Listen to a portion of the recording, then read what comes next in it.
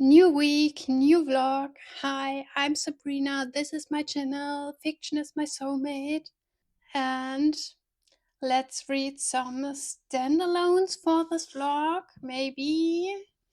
I don't know if this vlog will have a topic, but I'm starting with The Sword of Kaigen by Emil Wang. It is a review copy by the German publisher that I was surprised with. And I am already a little bit over halfway through the book and can say so far that this book is awesome.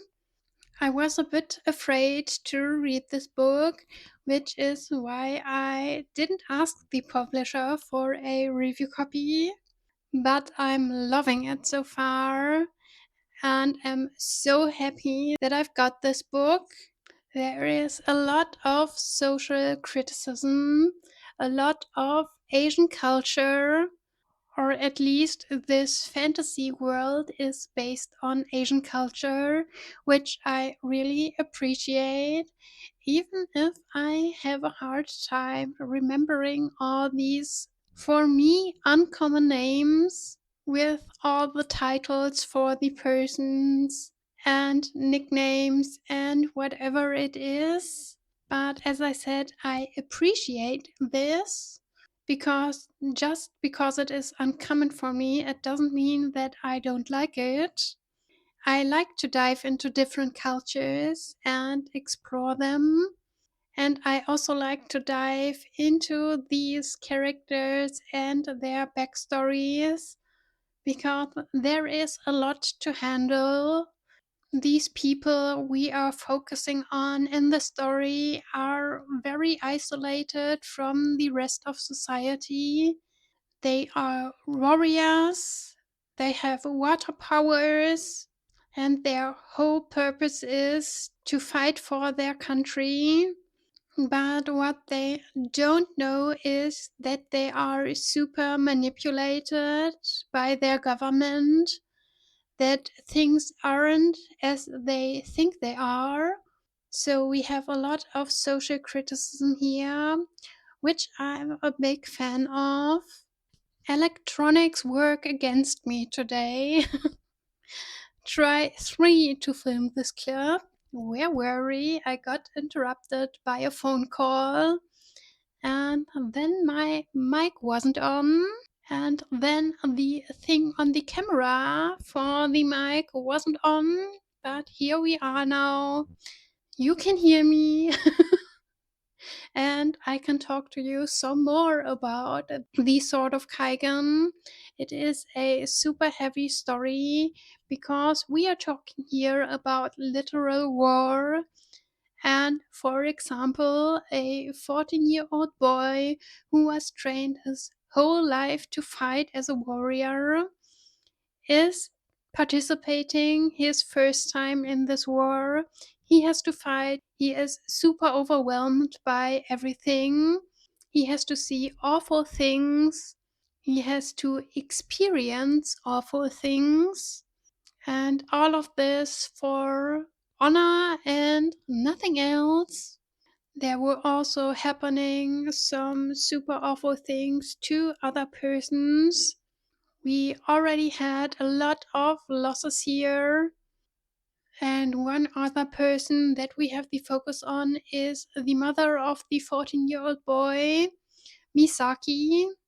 She is a trained warrior, but not allowed to fight because for these people that are in the focus here, women are not much more than mothers.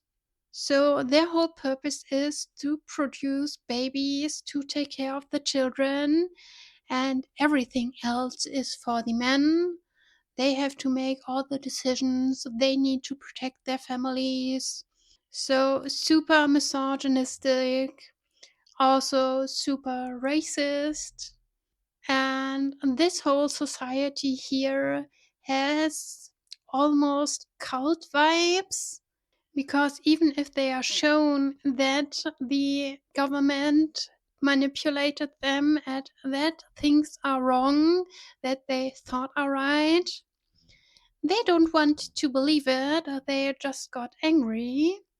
So, a lot of problematic behavior, and I can't wait to read more to see if this will change now. So, I will talk to you after I finish the book. And I finished my first book for this vlog, The Sword of Kaigen, and it was a 5-star read highlight for me until we got to the end. Not that the end was bad, that's not it.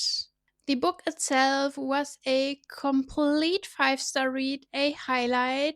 Every single chapter was perfect, and I loved everything about it. The character development, the emotions, the actions, the whole focus on this family manipulated by society and the government, and the focus on the war. It is a devastating story. We lose some really important characters here and we grieve a lot, which is normal in war. And I think all of this is pictured perfect. But in the end, this book is a standalone, and for me, it felt like a prequel for a bigger high fantasy series, because in the end, nothing has really changed for this family, for the village, or if we're talking a bit greater here, nothing changed about the manipulating government. There is still a lot of things going wrong. And we also had a whole nother story teased here, but only teased about it, and that's it. We left here with nothing, and that was disappointing to me. I did some research after I finished the book because I couldn't believe that's it now. But yes, it is a standalone, not a prequel to another trilogy or something like that. And this book was published in 2018 in English. And I haven't found anything about more books in this world. So that's the point where it disappointed me, because it felt so uncompleted and I really wanted to read more about it, to focus on the bigger problems of this world. But that's it now, and I have to live with this ending. So I would say let's start the next book for this vlog. And I will come back to you after I picked the next book and am halfway through it. I haven't planned to read this book. I haven't planned to even buy this book, because a few days ago I haven't even heard of it. But then I saw a review of this book from the NYC Book Ho on TikTok. And on Instagram, I saw her story about it with a little bit more detail about the book. So, a picture of it, and I was instantly intrigued. Ran to the Big A, and the ebook was super cheap, so under €2. So I bought of Monsters and Mainframes by Barbara Truelove, and I am in love with this book. I am now halfway through it. Flew through these pages. It is such a quick read, super entertaining, super intriguing, with a lot of tension for this whole plot, a lot of action. I can immediately say this book is not for everyone, but it is for me. And I love every single second reading this book. There are 5 parts, and I'm in the middle of the third part now. The first part was from the POV of a space shuttle AI. So, this space shuttle flies between Alpha Centauri and the Earth. And on one of her trips, something killed all of the humans on the ship and also deleted all the footage. So our AI, Demeter, can't really say what happened. The only hint is that somebody called Dracula logged in, and then 5 years later, Demeter has another job, another journey, and on this journey, again, most of the humans on the ship are killed, this time by a werewolf.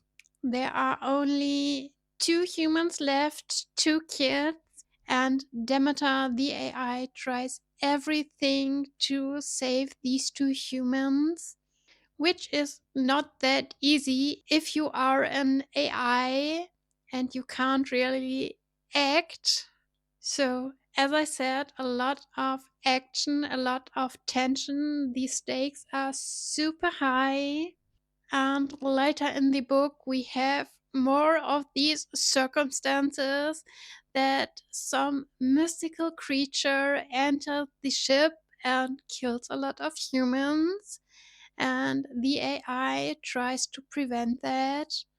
But there is not only Demeter, the spaceship AI that manages the ship and the whole journey. There's also Stuart. He is the medical AI of the ship. And he also has a lot to say about these incidents. And he also tries to save the humans.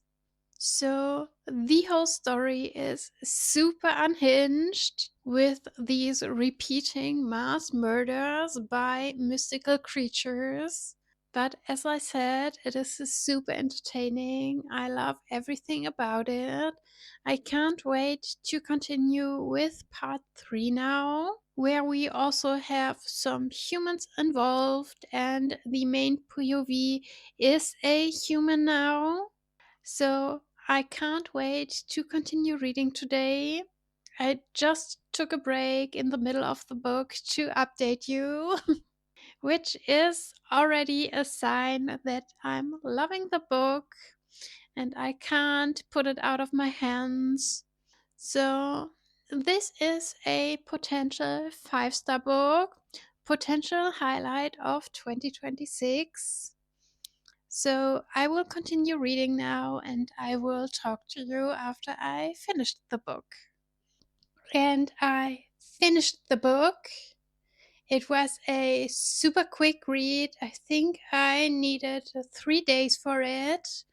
And that was just an extra book I added to my regular reading plans. So, super quick read, and I was hooked, which is also why I loved the book. It was super unhinged, super unpredictable, and I flew through these pages. I had a great time reading the book. It was more humorous than I expected, but also more serious than I expected.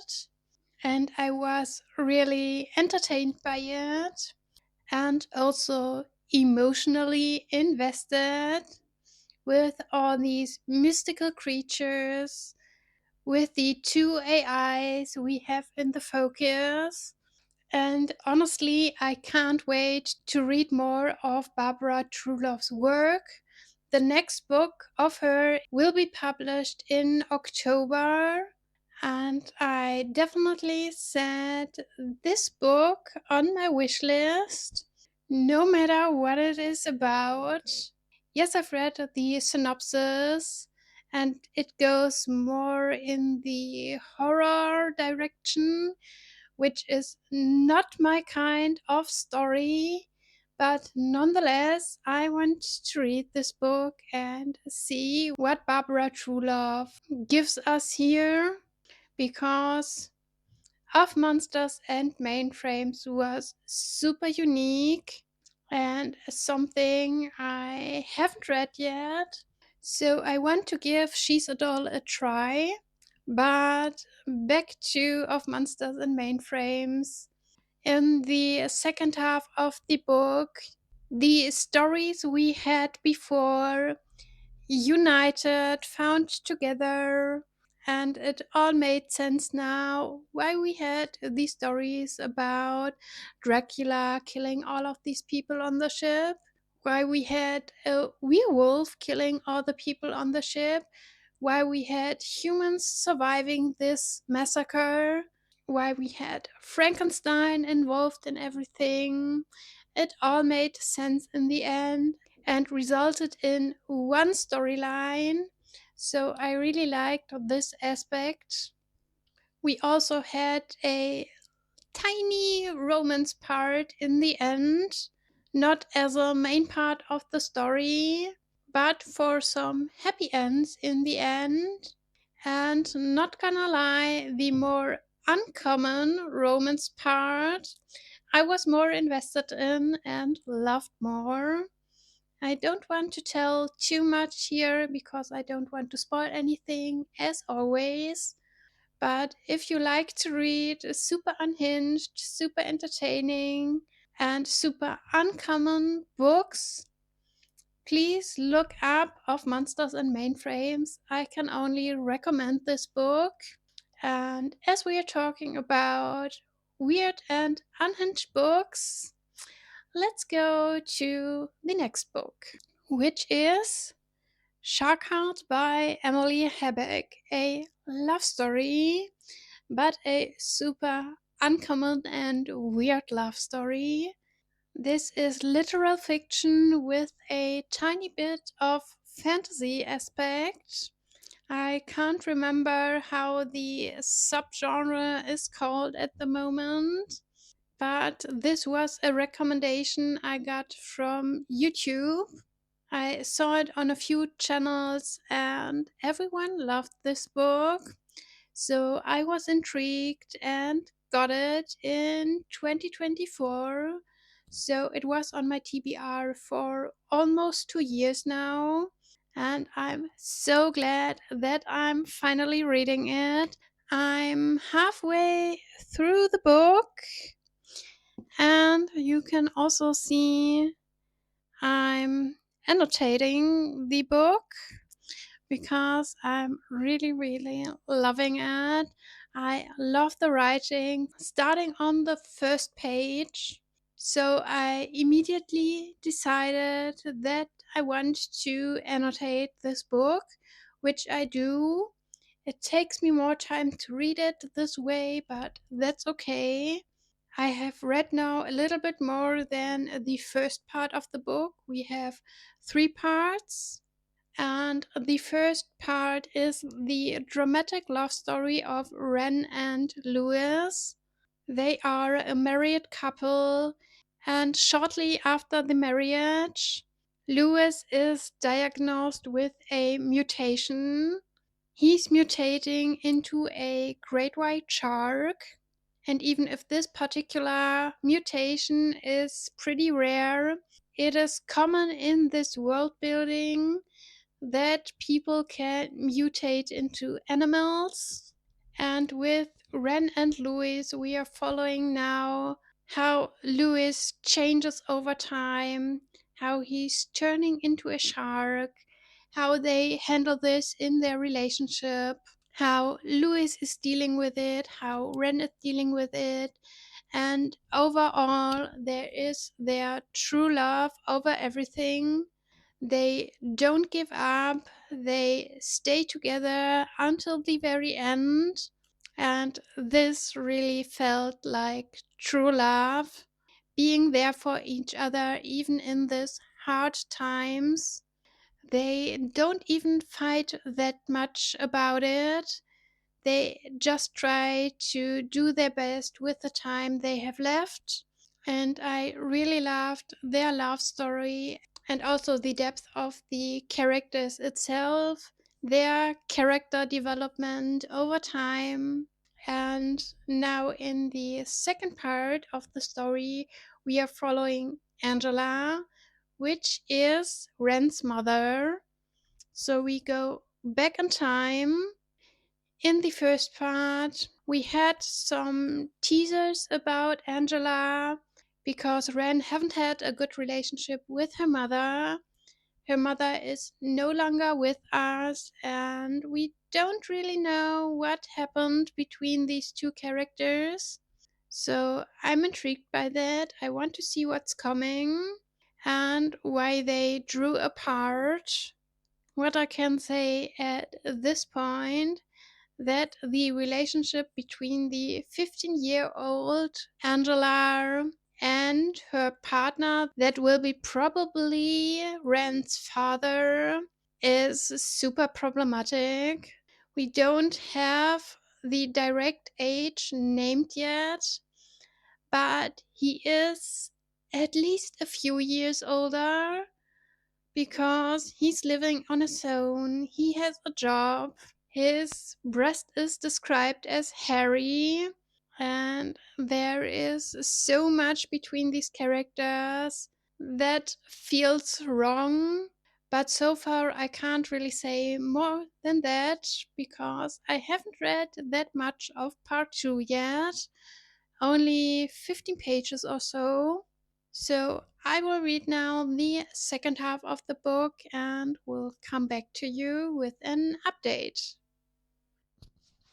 As you can see, I finished Shark Heart, and in the end, it was not the 5-star book I predicted after the first half, because in the second half, there were some problematic topics like an age gap relationship between a minor and an adult, but the age of the adult is never mentioned.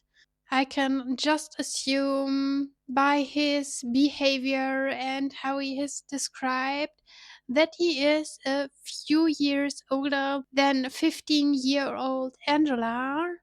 And he is also very controlling, very abusive. And this is all not pictured as problematic, which is my real concern because it is okay to show these things in books. It is important to show these things and discuss them, but please also call them out as problematic and do something against it, which is not the case here. Our relief was that the abusive guy left on his own, left Angela alone with Ren with the baby. And so we not only can experience how Angela, Ren's mother, grew up, but also how Ren grew up and really saw what life did to her with her mother. And then after that, or before that, in the first half of the book, did to her with Louis. But I really liked then the third part of the book, which is set after the first part of the book. So we can see how tortured and heartbroken Ren and Louis both are after what happened.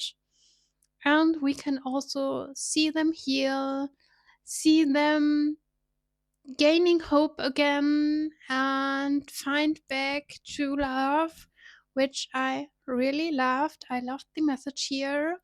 So, in the end, because of the problematic topics, just a 4-star read for me because I loved the rest, as you could see by all my tabs. So, I'm really glad that I've read the book now, and now I can switch to the next one. And now, the last book for this vlog. It is Whispers by Ayla Dade, a German new adult author. this is new adult suspense. She also writes romantic stories and fantasy stories. And some of her books are also available in English, not Whispers, but to give you an idea of the vibe of the story, it is How to Get Away with Murder meets Nerve.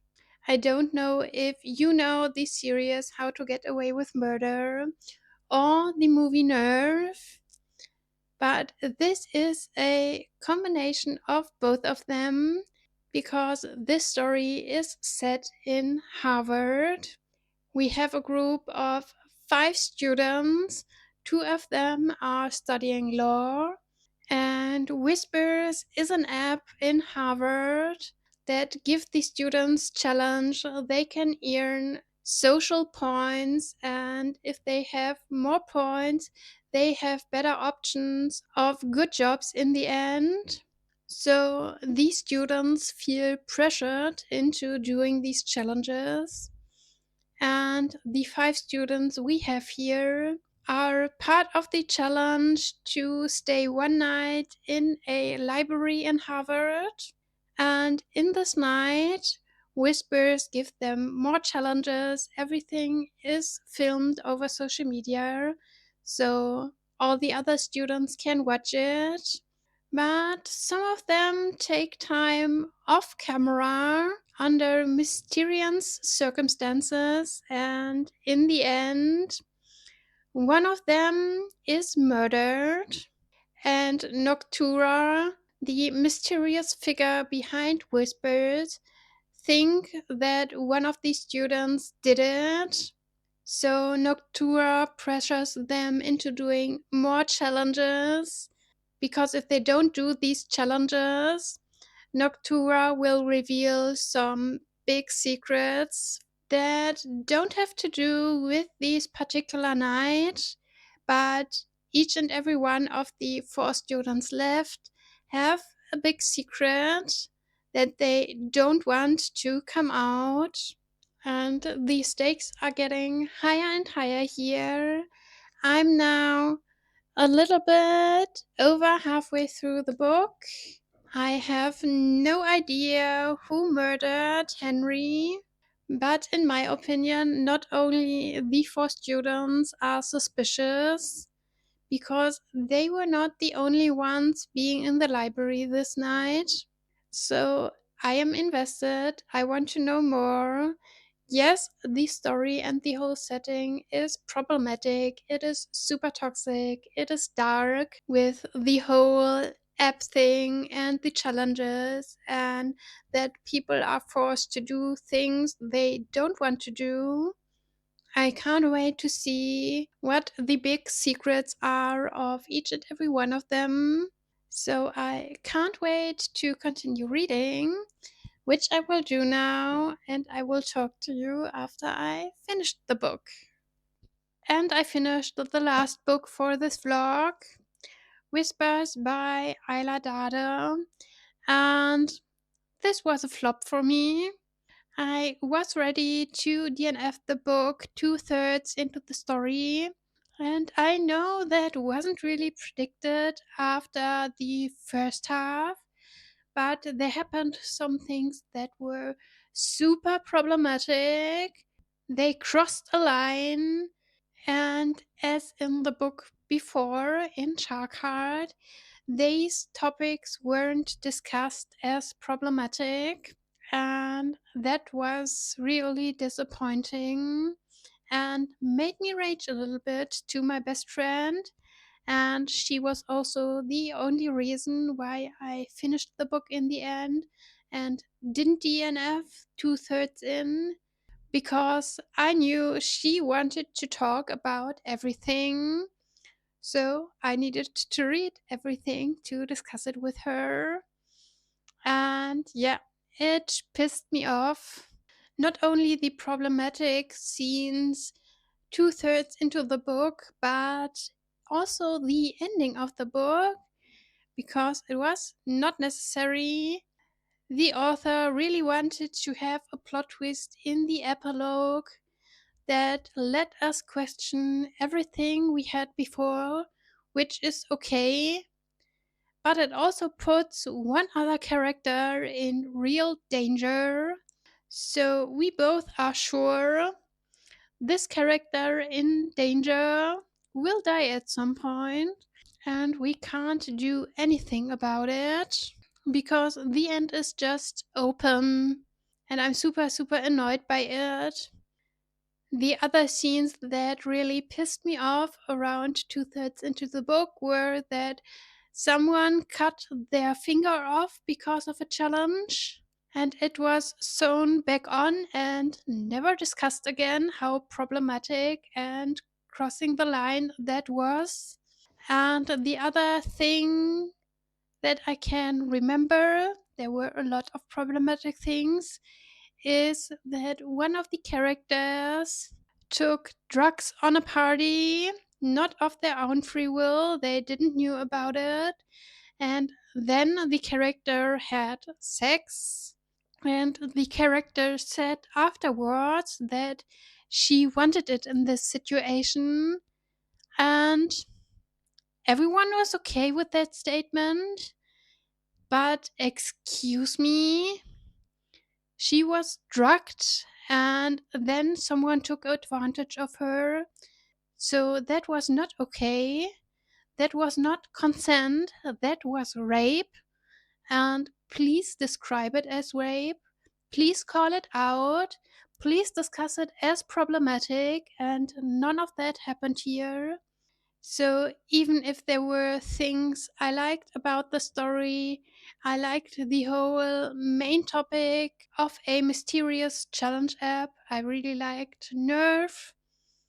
And I also liked the whole premise that someone died, everybody has a secret, and we need to find out what happened and who did it. So, like in How to Get Away with Murder, but it wasn't done well. And one of the few things I liked about the story in the end was the relationship between Ben and Willow. Some of the other characters were super flat, and one of the characters I couldn't really understand at all, and that shouldn't be the case. So, only a 2-star read for me in the end, which is not the best way to end this video, but I can't change it. So, I've read 4 books now for this video, 3 physical books, and 1 ebook. So I worked very successful on my TBR, read my only new book that I've held in January, which means I am okay with this result. And please tell me in the comments if you have read any of these books. What was your last book that disappointed you? Like this video if you wanna, follow my channel, and I will see you next time. Bye!